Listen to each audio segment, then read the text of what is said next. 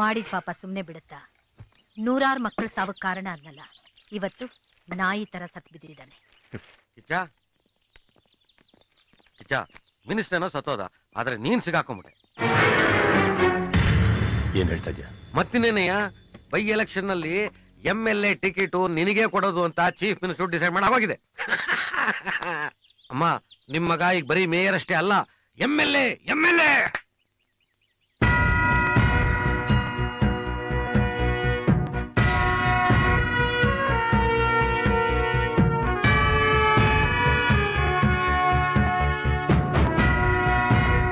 ಜಯನಗರ ಕ್ಷೇತ್ರದಿಂದ ವಿಧಾನಸಭಾ ಚುನಾವಣೆಗೆ ಸ್ಪರ್ಧಿಸಿದ ಶ್ರೀಯುತ ಕಿಚ್ಚ ಅವರು ತಮ್ಮ ಸಮೀಪದ ಪ್ರತಿಸ್ಪರ್ಧಿ ಶ್ರೀ ಎಂ ರವೀಂದ್ರ ಅವರನ್ನು 2,60,000 ಮತಗಳ ಅಂತರದಿಂದ ಸೋಲಿಸಿ ಜಯಗಳಿಸಿದ್ದಾರೆ.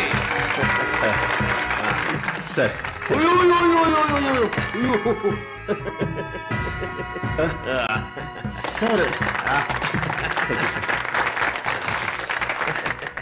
2,60,000 ಮೆಜಾರಿಟಿ. ಅಪೋಸಿಷನ್ಗೆ ಡೆಪಾಸಿಟೇ ಇಲ್ಲ. ಈ ವಯಸ್ಸಿನಲ್ಲಿ ಇಷ್ಟು ಮೆಜಾರಿಟಿಯಿಂದ ಗೆದ್ದು ಬಂದವನ್ನ ನಾನು ನನ್ನ ಕೆರಿಯರ್ನಲ್ಲೇ ನೋಡಿಲ್ಲ. ಸರ್, ತಾವು ನನ್ನ ಅಷ್ಟೇ ಅಲ್ಲ, ಹಿಂದೆ ನಿನ್ನ ಕ್ಷೇತ್ರದಲ್ಲಿ ಸತ್ತ ಚಂದ್ರಶೇಖರಯ್ಯ ಮಿನಿಸ್ಟರ್ ಪೋರ್ಟ್ಫೋಲಿಯೋನ ನಾನು ನಿನಗೆ ನೀನು ಕೇಳ್ದೇನೆ ಕೊಡ್ತಾ ಇದ್ದೀನಿ.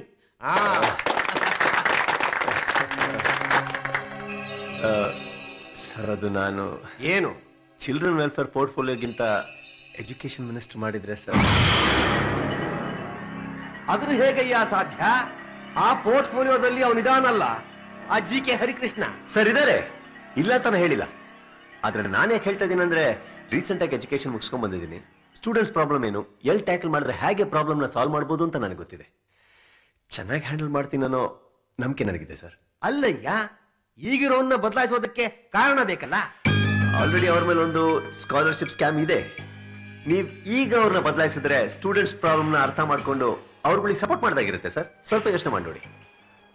ಅಕಸ್ಮಾತ್ ಆ ಪೋರ್ಟ್ಫೋಲಿಯೋ ನೀವು ನನಗೆ ಕೊಡಕ್ಕಾಗಿಲ್ಲ ಅಂದ್ರೆ ನನಗೆ ಮಿನಿಸ್ಟರ್ಗಿರಿ ಬೇಡಿ ಸರ್, ಬರೀ MLA ಆಗಿಬಿಡ್ತೀನಿ.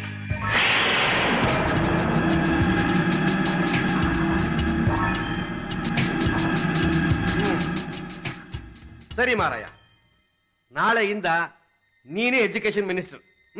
Sir, sir thank you sir. That is politics, and I am a politician.